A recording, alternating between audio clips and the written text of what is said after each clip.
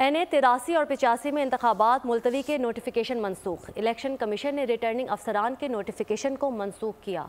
हलकों में इंतखाबी अमल जारी रखा जाए, चीफ इलेक्शन कमिश्नर का ये कहना है। अपडेट कर रहे हैं आपको। NA 83 और 85 में इंतखाबात मुलतवी करने के हवाले से नोटिफिकेशन को मनसूख कर दिया गया है। इलेक्शन कमीशन ने रिटर्निंग अफसरान के नोटिफिकेशन को मनसूख किया है।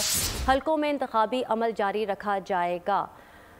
NA 83 और 85 में इंतखाबात मुलतवी के नोटिफिकेशन मनसूख कर दिया गया है। इलेक्शन कमीशन ने रिटर्निंग अफसरान के नोटिफिकेशन को मनसूख कर दिया है और इसी के साथ साथ हलकों में इंतखाबी अमल जारी रखा जाएगा। चीफ इलेक्शन कमिश्नर का ये कहना है। अपडेट कर रहे हैं आपको। NA 83 और 85 में इंतखाबात मुलतवी के हवाले से जो नोटिफिकेशन है वो मनसूख किया गया है और आपको ये भी बताएं कि इलेक्शन कमीशन ने रिटर्निंग अफसरान के नोटिफिकेशन को मनसूख किया है। मज़ीद तफसीलात जानते हैं अपने नुमाइंदे फ़हद चौधरी से। फ़हद, बताइएगा इस नोटिफिकेशन के हवाले से।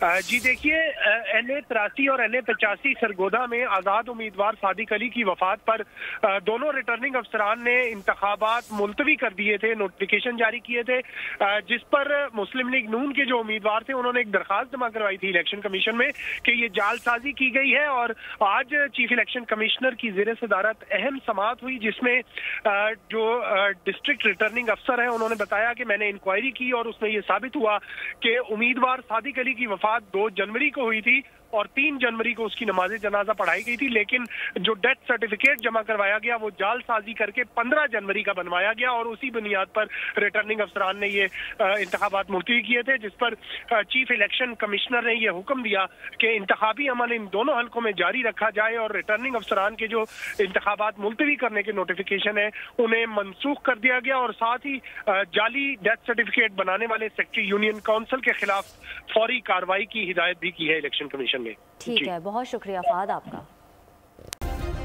सब्सक्राइब करें और बेल दबाएं ताकि कोई खबर रह न जाए।